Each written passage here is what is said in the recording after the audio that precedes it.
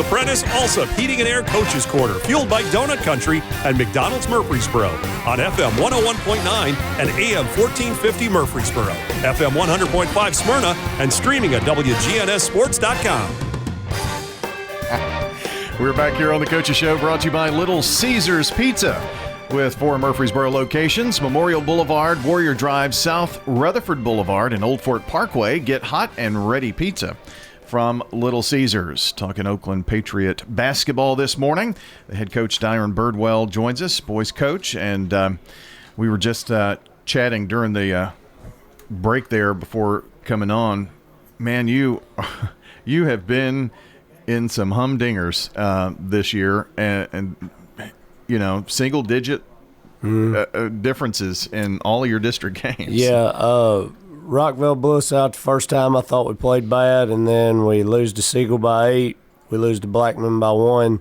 We lose to Riverdale by 4 in double overtime, and then last night we lose to Rockville by 5. And you know, it's frustrating. You know, I know it's frustrating for me. You know, just to be honest, I've not been a part of losing this much. It's frustrating for the kids, but at the end of the day, you just have to keep pushing forward and try to be playing your best basketball come, I guess, 2 weeks from Tuesday in that play-in game when the district tournament starts, and hopefully can make a run from there. Well, the thing about it is we've seen a team, Blackman just a few years ago, you know, they had up and down, you know, regular season, and then they just get blistering hot in the tournament, so you really never know. Yeah, you know, Coach Green, who, you know, wore us out last Saturday, he's got a really good team. I saw their point guard had 10 points, 17 assists. He's like 5 assists away from the Oak Ridge all-time record, but talking to him, he's like, you know, Dyron, all these are scrimmages until the tournament anyway, and that's true. You know, sometimes it's not what you want to hear when you keep losing, and you know, I know the kids are tired of it, and it's cliche, and it's just aggravating. It's frustrating, but you know, that's kind of how you got to look at it. Is every day's a chance to get better, and you know, we'll go out this upcoming week and play, in my opinion, the 2 best teams in the league, and Siegel and Blackman on their home floor, and you know, go compete our tails off and try to find a way to get one on their floor. Well, I was just thinking it's not going to get easier. No, it doesn't. It doesn't. Now, you talked about, you know, close games. I know earlier in the year it felt like we had tied or had a lead in the second half of, like, gosh, I would say it's somewhere around 12 to 15 of our 21 games, you know, and just haven't found a way to pull them out. And you know, it shows how close how slim the margin for error is for us. You know, like last night we have 3 starters play really well and have 51 combined, but then we couldn't overcome our other 2 guys not playing great. And it's been, you know, different guys, different nights, and different games, and it, you know, we just hopefully at some point in time and in the near future got to put it all together. You know, we lose to Green Hill, who we've got coming up the last game of the year in double overtime back in, I think it was early December, late November, early December. And, you know, we just got to keep going, got to keep battling, and, you know, trying to find a way to get on the other side of that really slim margin we've got between, you know, losing and winning. Yeah, I mean, if you look at your entire schedule and the scores that you've just, I mean, double overtime even. Yeah, twice. Yeah.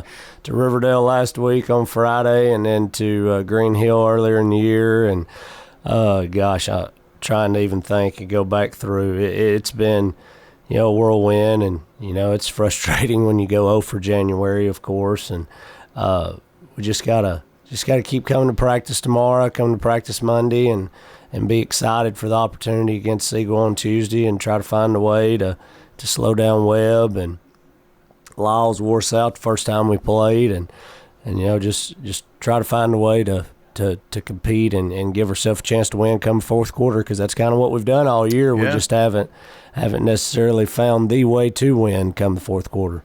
Well, and Dyron Birdwell, the Oakland boys basketball coach, joining us this morning. your schedule has not been friendly either, honestly. Yeah. I mean, you play Upperman, you play Oak Ridge, I mean, and then put on top of that district and a few region opponents. Yeah, yeah. I think our league's a lot better than it was last year, just to be honest. I think a lot of those guys got a year older, a year better.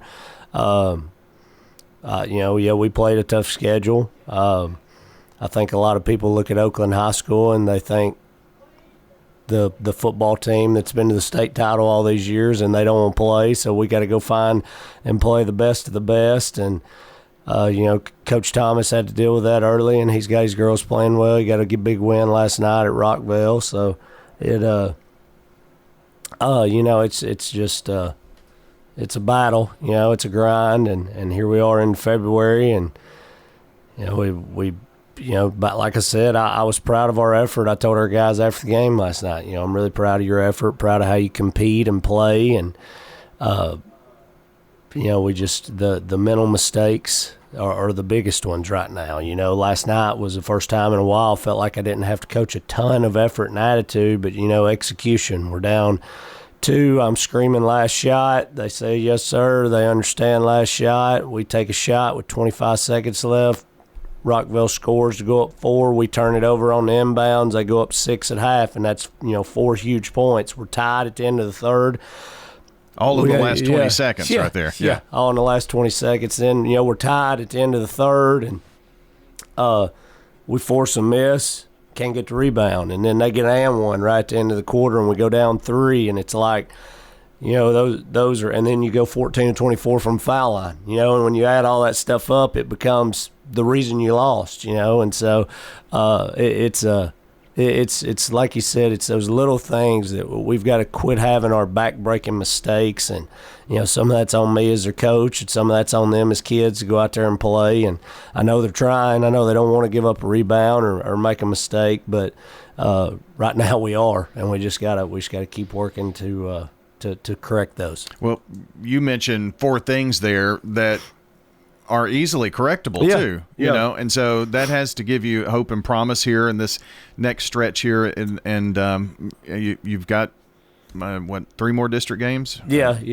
We got Siegel Tuesday, Blackman Friday, and then we were supposed to play Mount Juliet in January, and the snow pushed it to they apparently couldn't get officials, so Monday we go to Mount Juliet, and then Tuesday we play Riverdale, and then Friday we play Green Hill.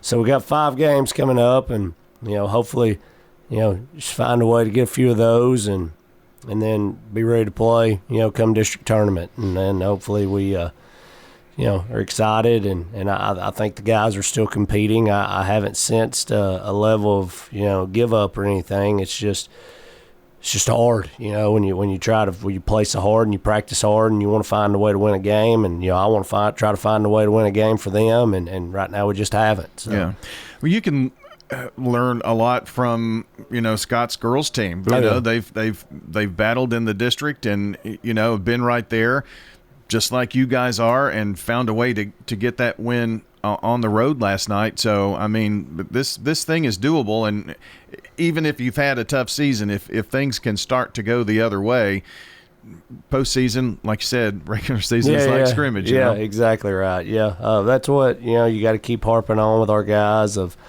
basketball's a tournament sport. It just is. Even more so than some of the other ones in at the high school level. So. We'll keep battling and go from there and try to find a way to win. Dyron Birdwell with us, talking Oakland boys basketball. What's interesting is your top 2 leading scorers could be anybody. I mean, it's Brian Haggard, Malcolm Ashley, it's Josh Wiley maybe. If you put it all together. Yeah. Sorry. Last night we have 3 guys at double figures, and 2 of them aren't averaging double figures for the year, but they're right around there. Lane Varen's averaging right at 6-ish points a game, but he loves playing Rockville. He's averaging 19 against them. He's had 20 and 18 against them. The issue is he had 10 against everybody else in the league, so we got to get that picked up for him. Come this next go around. Malcolm. I think I told him last week he has 21 and 16 against Riverdale, and he had 8 and 14 in the other 3 games. So I really, questioned him before the game last night to make sure he was ready to go, and he responds. He has 11 and 13, and Bryant, I love Bryant to death. There's times where he lets the space between his ears really affect him and how he plays, and I thought last night he handled himself really well and had 22, didn't take a lot of bad shots, kind of took what the game gave him, and competed, but then, Cobb and Wiley don't play well. Well, we've also had games where, Yashai's had double figures against Rockville the first time and against Riverdale, but he hadn't in the other, 3 district games. Josh Wiley's not had double figures against Rockville either game, but he has in all the other 3. So it's like you said, we gotta get all those guys playing well together, or we've got to get bench production, and that's kind of our kryptonite right now. I think we've only had 1 game all year where we've had a guy score double digits off the bench, which means that puts a lot of pressure on your starters. As long as your starters are playing well, that's fine. But when you have a couple that struggle, or I'm not putting them in the position to be successful, or whatever it may be, you kind of come out on the losing end and you play a lot of close games that you just can't get over the hump on. I bet your team is hard to come up with a defensive strategy against, because you just don't know what it's not like when you play Siegel, you got to watch out with 0. Yeah, you got to guard way up. You got to guard little number 5 from Blackman that's now there. You got to guard Lyles. Lyles has ate us alive the last few games that we've played them.